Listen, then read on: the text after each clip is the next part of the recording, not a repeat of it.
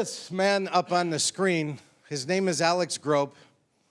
And I got to tell the story about how I met this guy. And Alex, I don't even know if I ever told you this. When I first started practicing in Germany, me and my wife started in a little home practice on a beautiful street. And I just bought my first German car. And I could see out the window my car. And almost every day, this guy pulled up in his Jaguar and bumped into my car every day. I'm like, he didn't do any damage, but, you know, I didn't really get mad or anything. It was just like, you know. And there was a doctor down the street, called me up and said, I'm sending this guy to you as a patient. And all I'm thinking in my head is, please don't let it be the crazy guy that smashes into my car twice a day. And I see him walking around the corner, and it was Alex. And he came into my office as maybe one of the most interesting human beings I ever met in my life. He's telling me about things, and I'm thinking, he's telling me the stories about Elvis Presley and Frank Sinatra, and as an American, I'm thinking, okay, this guy is crazy. And I learned over the next few weeks, because he lived next door to me and my wife for a while. He's in Geneva now, in Switzerland, and he was in Hamburg for a little while. And he's just had the most interesting life. And so I want him to, Alex, if you would, I wanted you to share your story. What got you into psychiatry and your pathway of taking care of crazy people that call themselves artists, and how you made the transformation into managing the people, because all of us are really interested in your story. So I'm going to let you talk. Okay. I mean, what happened is that I was a psychiatrist in Beverly Hills. And I had all those famous people came to me with their problems, you know. And I was very bored by their problems.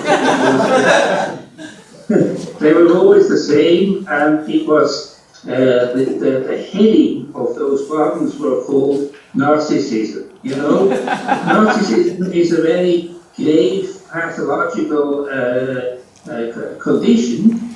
And once you know it, and you hear, and then they told me about it, but they also told me about what they were doing in their lives, you know. And I thought, really, it's much more interesting what they are doing than what I'm doing. I'm sitting here being bored by these people, and they go back to their quite interesting life, you know. And I say, you know, life is like a freeway. You know, it has laws on it. You cannot drive faster than 120, and you cannot go slower than 50. If you cannot do one of these things, they take you off the freeway, you know, and put you into either a home for mentally retarded people or a you know.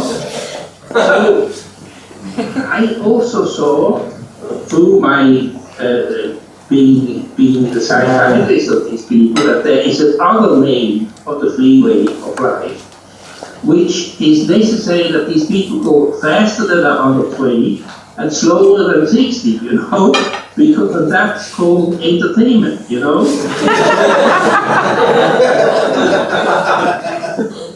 So that those boring people that have to just adjust to those laws that you have are entertained, you know. But it is very dangerous a life like that, you know, to be in the fast lane and the slow lane and what have you. And these people also need somebody to protect them and to guide them. So I became a manager of these people. You know, that's the way it came. By being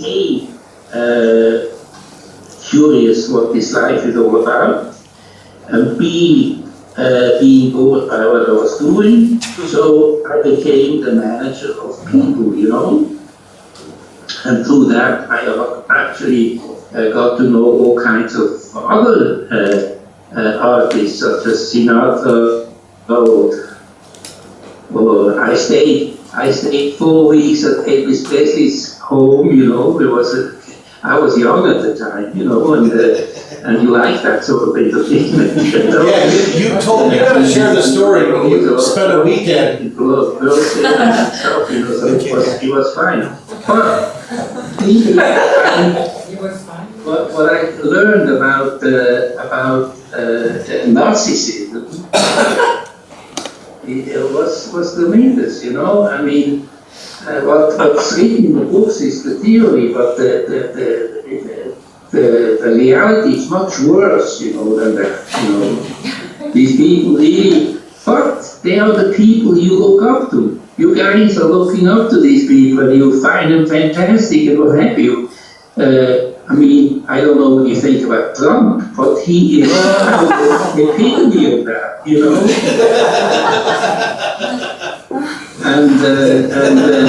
So we hope that something's going to happen, but he only, see, narcissism is a condition whereby the true self of these people is being killed off and replaced by the grandiose self, And the grandiose self has no pity, has no morale, has no nothing, just they want to be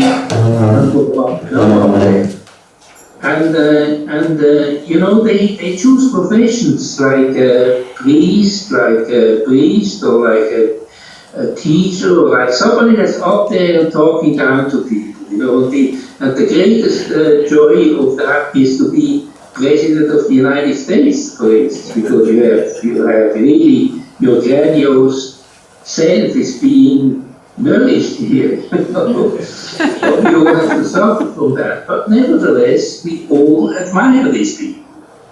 And they live from our admiring them.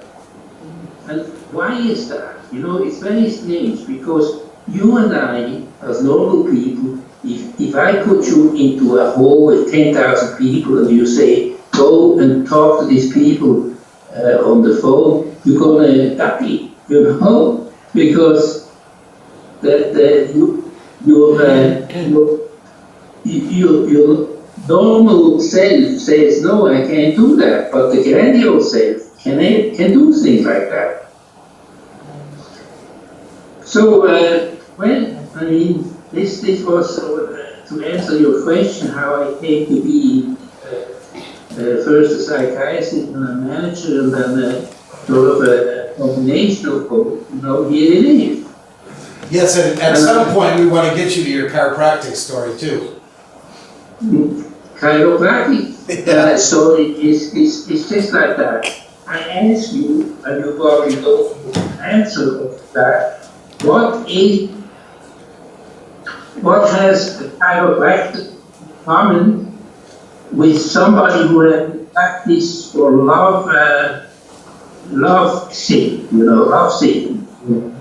I know a person in Hamburg who has a practice. He's meeting people with love sick people. And she's very successful. And so is Mark Steyer, very successful.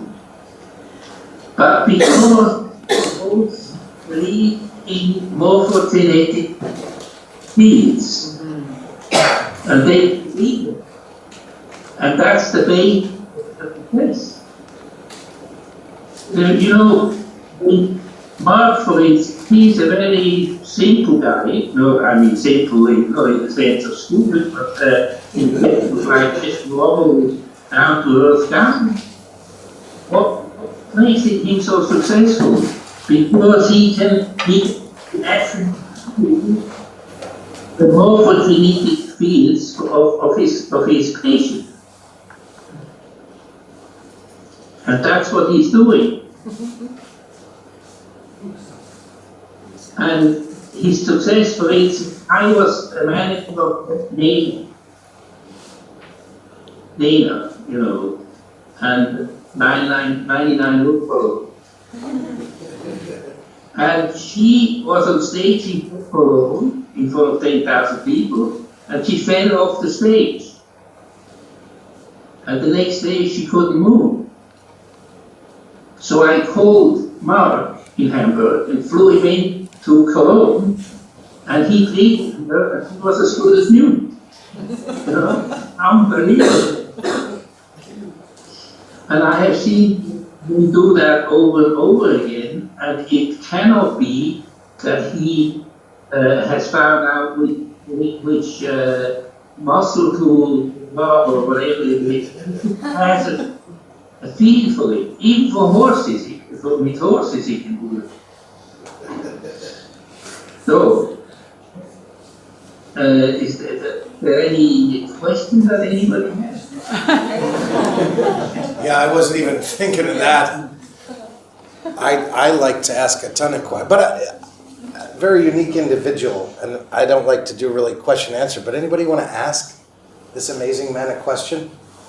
I don't know, most of us don't get an opportunity to ask a question like this. The questions I want to ask don't actually have to do anything with healthcare, because I'm always asking about, what was it like to drink whiskey with Elvis? What created the biggest breakthroughs with your clients? What was it that allowed you to have breakthrough with them? Somebody please turn the reader off. That's good narcissist. Because, you just have to do that. Narcissists have the tools. A guy in the Canadian woods who has to cut down trees, he has muscles, he has to be a strong man. And an artist that wants to be successful, a good narcissist. That's the way it goes. So, are you recommending narcissism? I don't recommend it. It's just there. It's just a prerequisite for success. It's a prerequisite.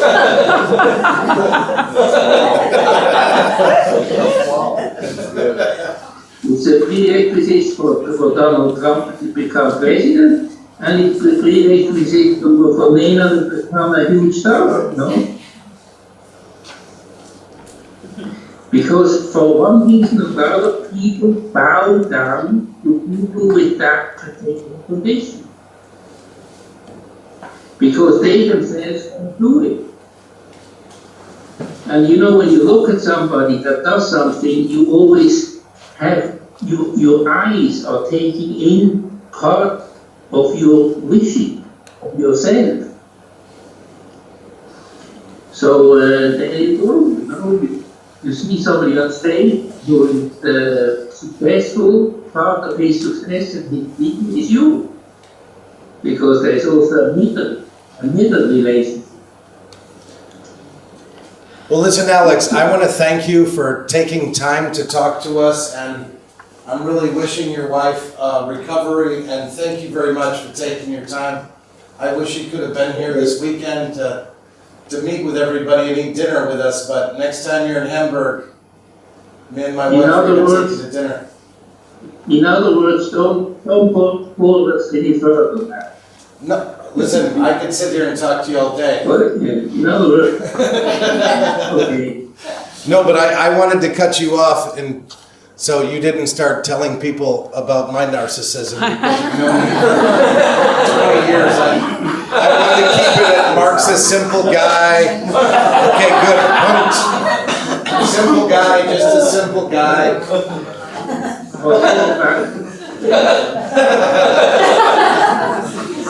He's a simple narcissist. Yeah. And recovering control freak. I have my 25-year chip.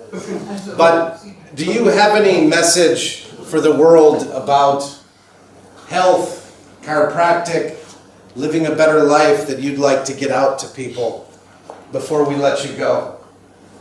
Well, it's first of all, it's an individual thing, but generally, don't let yourself be manipulated from the outside.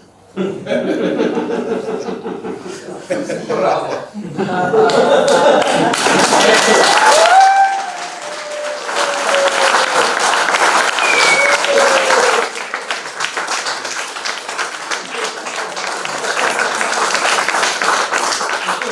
Thank you very much, Alex. I'm going to give you a call tomorrow and see how your wife's doing, okay? Thank you.